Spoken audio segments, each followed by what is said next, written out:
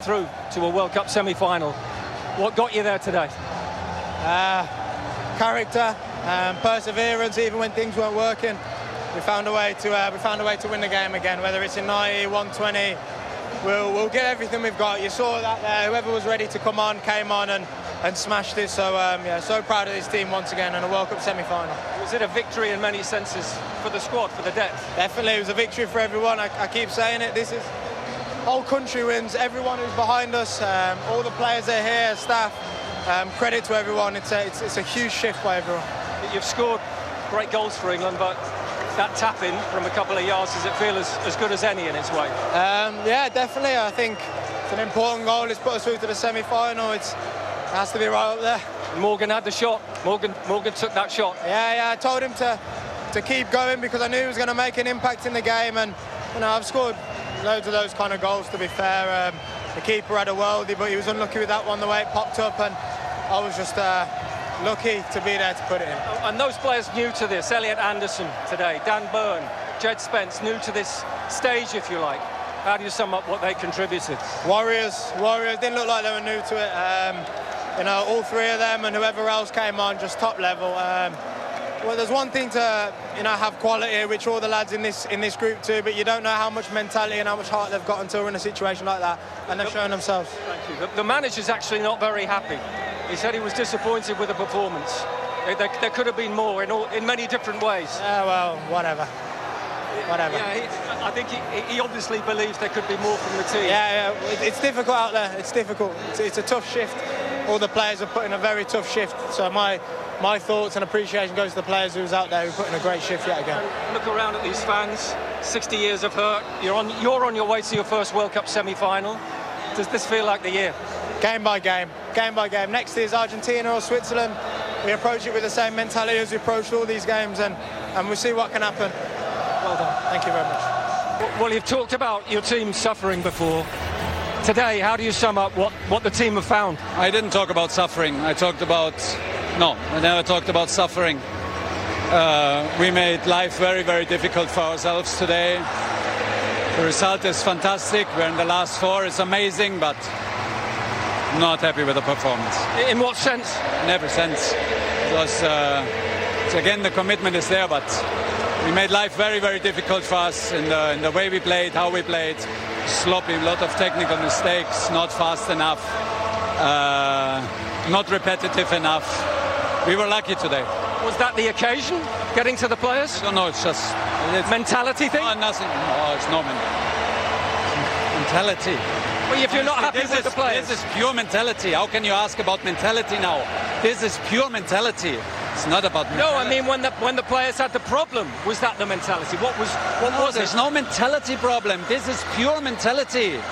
This is pure mentality. You can bottle it up and sell it. Absolutely. So why is the problem for mentality? It's the quality of our games. That's it. This has nothing to do with mentality. But what about in terms of the players who came in then? The adjustments you made? Very good. Reece James. Very good. You've backed Reece James a lot throughout your career, and Reece today. Morgan Rogers was fantastic today. Ebbs grew into the game. Chet grew into the game. So full credit to them. But overall, we got lucky today. And it is about the squad, though. You said it would be about the squad. Yeah, but it's also a bit about quality. We need to play better. Okay, what about Jude Bellingham and his quality? Enough said. He does it every single match. World class. And how do you sum up now what your team need to find if you're not happy today for a semi-final? You are in a World Cup semi-final. Yeah. We will get better. We need to get better. Now it's celebration, and now it's taking it all in. We have 3 days. We need everything. We need better performance. Thomas Tuchel, being the manager, clearly not happy, says they got lucky today, animated. Your reaction to that interview, Thierry? I didn't understand the questions. The guy is telling you actually that it was all effort and mentality, and you're asking about the mentality. He was talking about the technical aspect of the game. He wasn't happy with how the players were playing.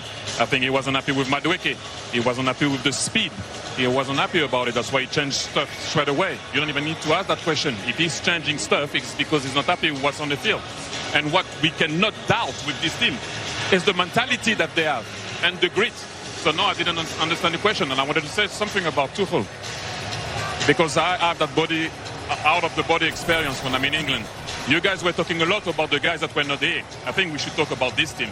Okay. Not about the guys that were not selected. You believe in him now? Always have done. Okay, that's what you need to do, because he's a good coach and he's doing a good job. We're going to talk more about the England players and Thomas Tuchel in just a second, but if you're just joining us late, what a story here in Miami. What a game when 120 minutes. Erling Haaland, Harry Kane, that's what everybody was talking about going into this game, Alexi, but there was a hell of a lot more than just those two. It's like days ago, but this is the first half, and Sheldon from way downtown, my goodness, he just looks up and says, I'm going to unleash this with my left foot. Yeah, we all see you there. After that hydration break, Norway came back and was a completely different team. They put this one in and you say, all right, game on. Carry that man around. All right, we want some more. Okay, 2v1. This is it. Possibly go up 2-0. I know T's going to talk a little bit more about this here. Sorla says, I'm going to take it. Well, he's going to just go for a walkabout here, and ultimately it fizzles out, but a huge, huge loss to opportunity. And then we get the England goal here. They said touch a cable. I have hard to believe that, but Gordon gets the ball on the side, gives a good ball to Jude Bellingham, brings it with him. Amazing game today, and this was his first goal. Happy equalizer, gave another belief to England after losing 1-0, and David is happy, and he is also happy, Jude. And Nilon is complaining for a cable that we don't know if it touched or not. Let's see here. We have the VAR here, but the VAR says it didn't touch. So let's go, continue. Then we have a goal here from Norway. Little fumble in the area. Good save there and goal. Everybody thinks it's a goal, but the VAR says Haaland pushes the English player, and the referee said final decision, no goal. A lot of pushing. A lot of. And we were all here looking at this and thinking that was going to go in for Mayer. Rebecca was holding her breath, but then ball was saved after. It was a lot chaotic after, but look at how they put their body on the line, making sure that they were not going to score here. No way. And then, like I said, who wants it the most? It's not so much about tactic at one point. When you're tired like that, your awareness, legs, Stu Alden was talking about the mentality aspect. Do you still have oxygen that goes through your brain? He's aware. Jude Bellingham, he's aware that's nothing to do with tactic, with nothing. That's mentality. That's what we were talking about, and the coach was wanting. He wants it. He appears, he scores. Boom. How you say? Bam. Bam. There you go, Jude Bellingham. Take a bow. Well done, son. Well done. And England wanted to kick on here. Spence gets away. Foul in the box. Possible penalty? No, it is a penalty. He's calling a penalty, but hold on. Wait a second. See. Nope. You put your leg in front of Bob. Yeah. The referee told you exactly what was happening there. Now, this is strange. There's no way that man right there, given who he is, given what he has done, is leaving the field on his own accord. But he knows something is wrong. We'll figure it out. Then right at the end. Dead Spence nearly scored a goal, but he didn't come. Bukayo Saka comes to the rescue. England comes to the rescue. And I have to say that was a weird one for me to see Allen leaving the field. You put Allen and Larsen at the end and you hope for the best. It was a weird one, but the big man accepted it. That's what it's all about sometimes. Great friends as well, aren't they? Borussia Dortmund former teammates Jude Bellingham and Erling Haaland. That is the final score. England have beaten Norway by 2-1. I think that interview that Thomas Tuchel has just done with Gabriel Clark from English television is going to make a lot of headlines. Zatan, you were watching it, you were listening to Thierry's reaction. He talked about mentality. He also said they were lucky he's not happy with the performance. Your reaction? I said before the game, the team hasn't performed, they haven't played the best game they can play. They haven't performed the best way they can, but they have been showing fighting spirit. They showed it against Mexico with one guy less. They showed it today. They showed it in the other games where they were losing the games during the game. And the way you come back is mentality. They haven't been the best. And Tuchel said already in the beginning, we're going to get better and better. So he sees it himself. And he's not afraid to answer the question because he has personality and character. Not many coaches does that. So props to him, and he did good. because he said exactly the truth and how it is. Because sometimes they don't want to see the real picture of what's happening on the pitch. But he gave direct answer, and they should follow and listen, because the coach is world class and he's not afraid. He's not afraid. He didn't pick up stars to the team for the World Cup if they are stars. He picked a collective team to do it together, and they show it every game. They do it as a team. Then obviously you have Jude, you have Kane. If it's not Kane, it's Jude. They have been doing amazing stuff. But the other ones, they have been showing fighting spirit. You saw in the end when the defender won a header. Oh my God, he didn't care about the guy who was laying down. He went to the fence and he was celebrating. That's fighting spirit. That's hard. It looks like an England team that now reflects its manager, doesn't it, with the grit? Yes, this was still a German-esque type of response from him, but as we've said all along, maybe that is what the missing ingredient is for this team. I don't think he meant to downplay the spirit or the mentality. We can throw any word out there, and everybody kind of has different definitions for the words.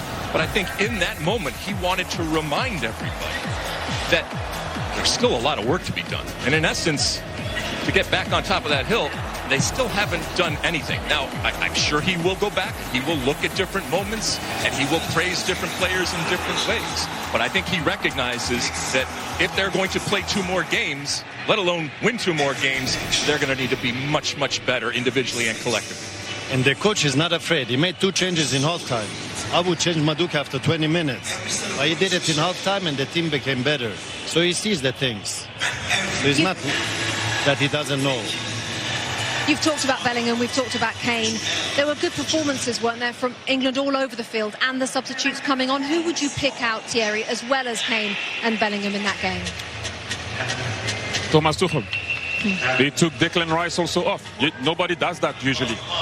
I don't know what's happening. I don't know what's the thing. I don't know what happened. He was sick during the week, I think, as well. Something that's very, very important. And he does that. And what I like about him, he answers straight.